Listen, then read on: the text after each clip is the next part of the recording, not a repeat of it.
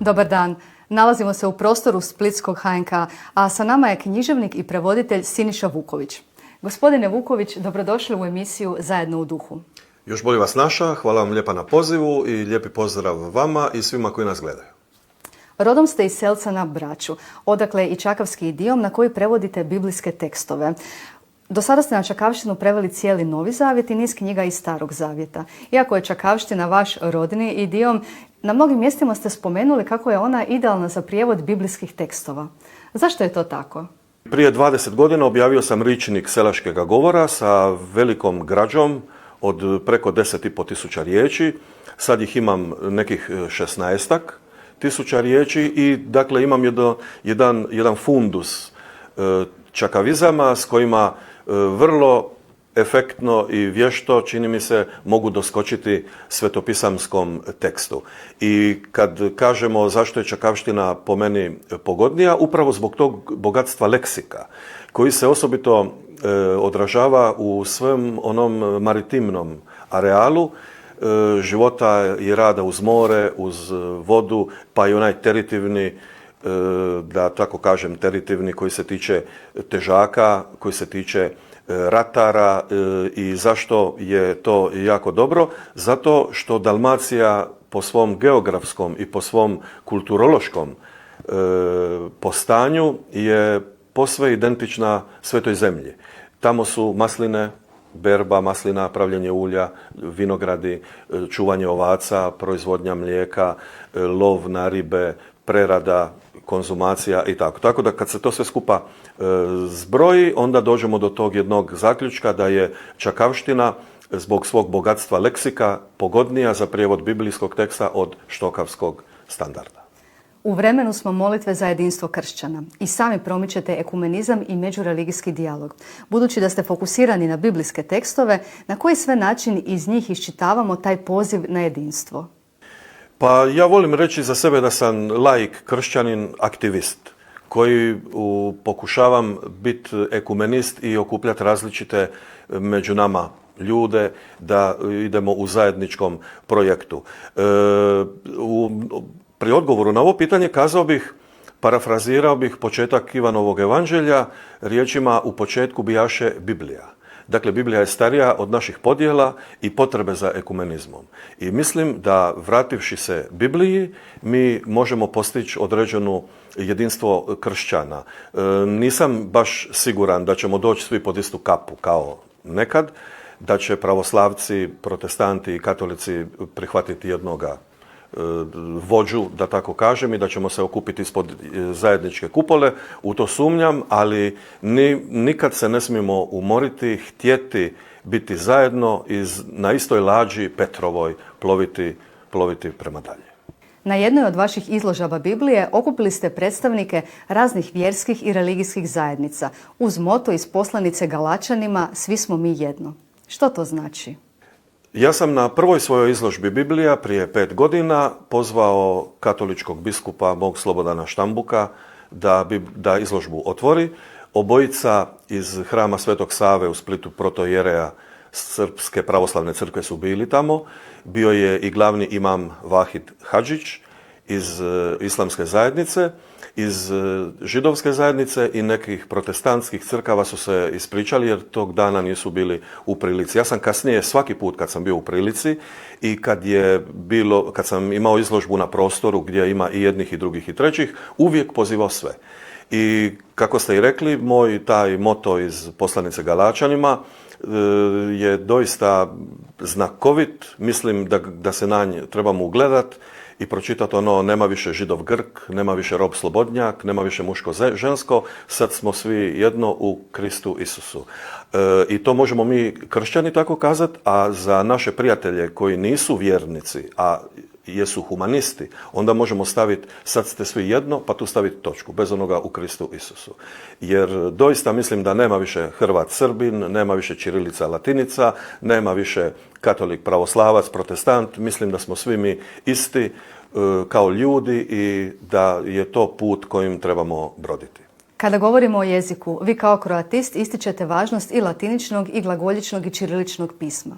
Smatrate li da je potrebno ćirilicu vratiti u Vukovar i zašto? Ne smatram da bi ćirilicu trebalo vratiti u Vukovar.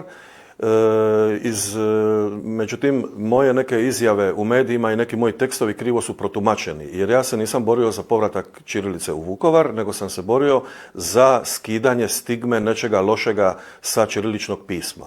Jer smatram kako je ćirilično pismo zapravo jedna kulturološka činjenica, a ne nikakav predmet ratovanja, predmet podjela među nama.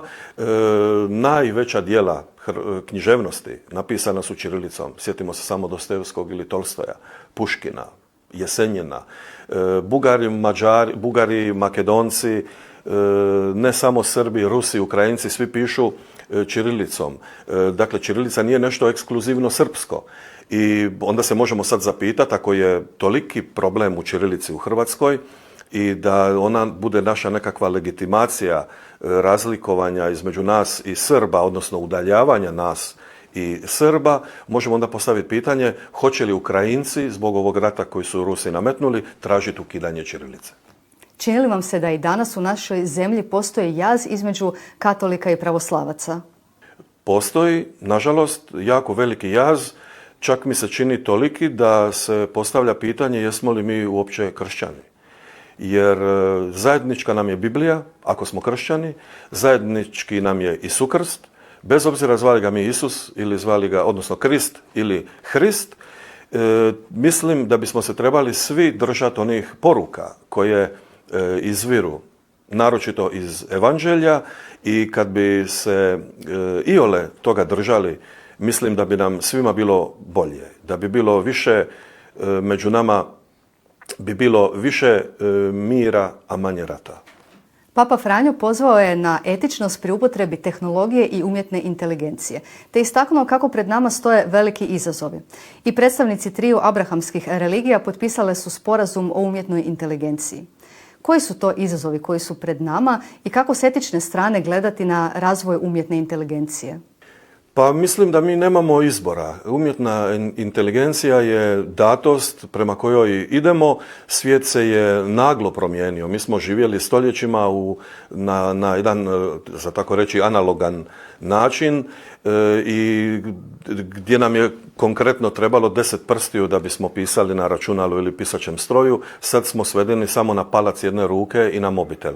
Umjetna inteligencija je neminovnost koja nas čeka. Mi se tome moramo prilagoditi, pokušati iz nje izvući ono najbolje što može biti čovjeku sluga, a ne da čovjek bude sluga toj umjetnoj inteligenciji. Ja mislim da je doista veliki izazov pred nama i da će tu doći do mnogih etičkih pitanja koja mi već imamo. Neka smo se dotakli već i u ovom razgovoru po pitanju naših podjela bezrazložnih, licemjerje cvijeta, farizejština cvijeta. Da nije toga tako, ne bi bili ovoliki jaz o čemu smo pričali između nas katolika i pravoslavaca. Proučavajući Sveto pismo, uočili ste kako ono obiluje motivima mora. Što nam to govori o Bibliji? More čini 71% naše planete, pa bi možda, aludirajući na jednog pjesnika, bilo prikladnije da se naša planeta zove more, a ne zemlja. Već u prvim recima Biblije nalazi se kako je duh Božji lebdio nad vodama, domalo potom je stvoreno more. Ja na to gledam kao na likvidni element, kao na vodu koja je simbol života, općenito. Iz vode je sve izašlo što je živo na zemlji. Meni je posebno zanimljivo, naravno kao Dalmatincu, kao Bračaninu, Bodulu, što je jako puno referenata te maritimne postanja, maritimne provenijencije u biblijskom tekstu, pa mi to zaokuplja posebnu pozornost i u mom istraživanju i mom bavljenju samim tekstom. Tako da me zanima u dvije linije taj likvidni element u Bibliji. S jedne strane slatkovodni i s druge strane morski, slanovodni, za tako reći. A baš knjiga Propovjednika, u njoj se može naći moto u 7. retku gdje on govori da sve rijeke teku u more, a da se more ne pripunja i da se one ponovno vraćaju kako bi se ponovno mogle teći. I tako da se i tu može na jedan simbolički, pa čak i duhovan način označiti život, prolaznost i trajanje. Dakle, rijeka ide u more, more se ne pripunja, isparava, vraća se ponovno na zemlju, otkuda se ponovo destilira, vraća kondenzacijom u likvidni element i ponovo u more. Gospodine Vuković, hvala vam na razgovoru. Hvala vama i pozdrav svim gledateljima.